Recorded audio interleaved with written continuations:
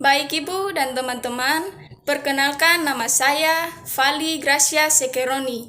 NPM saya 12 11 420119029 dari kelas B. Di saat ini, saya akan mempresentasikan hasil kerja saya, yaitu membuat leaflet tentang pendidikan kesehatan pada kasus sistem kardiovaskuler, yaitu hipertensi. Baik, pertama-tama kita harus mengetahui apa itu hipertensi. Hipertensi merupakan peningkatan tekanan darah sistolik di atas batas normal, yaitu lebih dari 140 mm hidrogium, dan tekanan darah diastolik lebih dari 90 mm hidrogium. Penyakit hipertensi atau tekanan darah tinggi adalah salah satu penyakit yang mematikan di dunia. Dan faktor utama terjadinya hipertensi yaitu faktor usia senja atau usia lanjut, sehingga tidak heran penyakit hipertensi sering dijumpai. Hipertensi merupakan tanda klinis ketidakseimbangan hemodinamik suatu sistem kardiovaskular, di mana penyebab terjadinya disebabkan oleh beberapa faktor atau multifaktor, sehingga tidak bisa terdiagnosis dengan hanya satu faktor tunggal. Kemudian, berdasarkan penyebab terjadinya hipertensi terbagi menjadi dua bagian. Yang pertama itu hipertensi primer dan yang kedua hipertensi sekunder. Hipertensi primer. Jenis hipertensi primer sering terjadi pada populasi dewasa antara 90-95%. Hipertensi primer tidak memiliki penyebab klinis yang dapat diidentifikasi dan juga kemungkinan kondisi ini bersifat multifaktor. Hipertensi primer tidak bisa disembuhkan, akan tetapi bisa dikontrol dengan terapi yang tepat. Dalam hal ini, faktor genetik mungkin berperan aktif untuk pengembangan hipertensi primer dan bentuk tekanan darah tinggi yang cenderung berkembang secara bertahap selama bertahun-tahun. Kemudian, yang kedua ada hipertensi sekunder. Hipertensi sekunder memiliki ciri dengan peningkatan tekanan darah dan disertai penyebab yang spesifik, seperti penyempitan arteri renalis, kehamilan, medikasi tertentu, dan penyebab lainnya. Hipertensi sekunder juga bersifat menjadi akut, yang menandakan bahwa adanya perubahan pada curah jantung. Baik, selanjutnya saya akan menjelaskan apa saja tanda dan gejala yang terjadi pada penyakit hipertensi.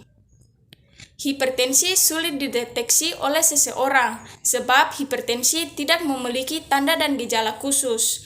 Gejala-gejala yang mudah untuk diamati seperti terjadi pada gejala ringan, yaitu pusing atau sakit kepala, kemudian merasa cemas, wajah tampak kemerahan, tengkuk terasa pegal, cepat marah, telinga berdengung, sulit tidur, sesak napas, kemudian rasa berat di tengkuk, kemudian mudah lelah, dan mata berkunang-kunang, serta mimisan.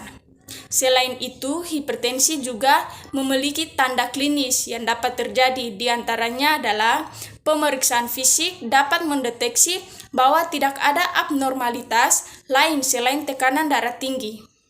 Selanjutnya, saya akan menjelaskan patofisiologinya. Tekanan darah arteri sistematik merupakan hasil perkalian total resistensi atau tahanan perifer dengan curah jantung. Hasil didapatkan melalui perkalian antara stroke volume atau volume darah yang dipompa dari ventrikel jantung dengan heart rate atau denyut jantung. Sistem otonom dan sirkulasi hormonal berfungsi untuk mempertahankan pengaturan tahanan perifer. Hipertensi merupakan suatu abnormalitas dari kedua faktor tersebut yang ditandai dengan adanya peningkatan curah jantung dan resistensi perifer yang juga meningkat. Berbagai teori yang menjelaskan tentang terjadinya hipertensi.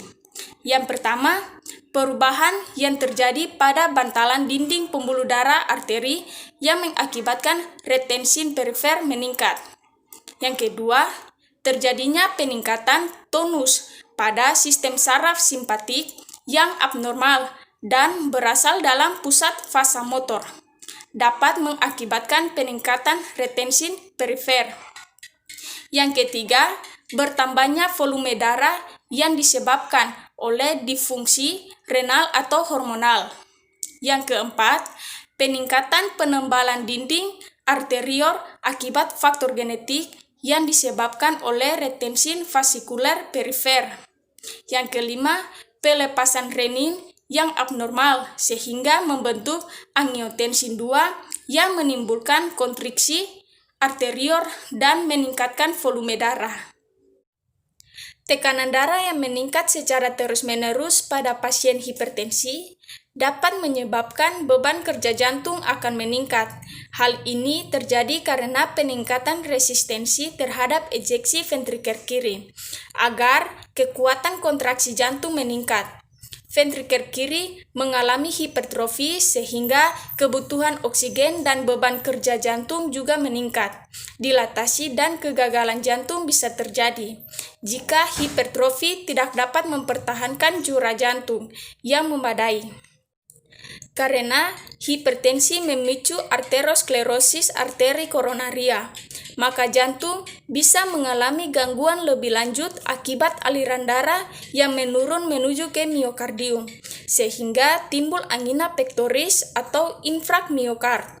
Hipertensi juga mengakibatkan kerusakan pada pembuluh darah yang semakin mempercepat proses arteriosklerosis dan kerusakan organ-organ vital seperti stroke, gagal ginjal, aneurisme, dan cedera retina. Baik, selanjutnya saya akan menjelaskan apa saja upaya-upaya pencegahan primer, sekunder, tersier pada gangguan sistem kardiovaskular, yaitu hipertensi. Yang pertama, ada pencegahan primer. Pencegahan primer dilaksanakan melalui berbagai upaya, seperti promosi kesehatan mengenai peningkatan perilaku hidup sehat, yakni kita harus tidur yang cukup antara 6 sampai 8 jam per hari. Jadi, jangan kita tidur kurang dari 6 jam atau lebih dari 8 jam per hari, karena itu juga dapat membahayakan tubuh kita sendiri. Kemudian, kurangi makanan yang berkolesterol tinggi. Misalnya, kurangi makan makanan yang berlemak, contohnya daging sapi. Kemudian, kita juga harus memperbanyak aktivitas fisik untuk mengurangi berat badan. Misalnya, kita harus sering berolahraga, tetapi berolahraga kita juga harus cukup, jangan melebihi waktu yang ditentukan, karena itu juga dapat membahayakan tubuh kita sendiri. Kemudian, harus kurangi konsumsi alkohol, kemudian konsumsi minyak ikan dan suplai kalsium. Meskipun hanya menurunkan sedikit tekanan darah, tetapi kalsium juga cukup membantu. Kemudian pencegahan yang kedua yaitu pencegahan sekunder. Pencegahan sekunder yaitu pola makanan yang sehat, mengurangi garam dan natrium di diet, kemudian fisik aktif, kemudian mengurangi alkohol intake, dan berhenti merokok. Kemudian pencegahan yang terakhir yaitu pencegahan tersier. Pencegahan tersier yaitu pengontrolan darah yang secara rutin, kemudian olahraga dengan teratur dan disesuaikan dengan tubuh kita. Baik, mungkin itu saja hasil presentasi saya. Sekian dan terima kasih.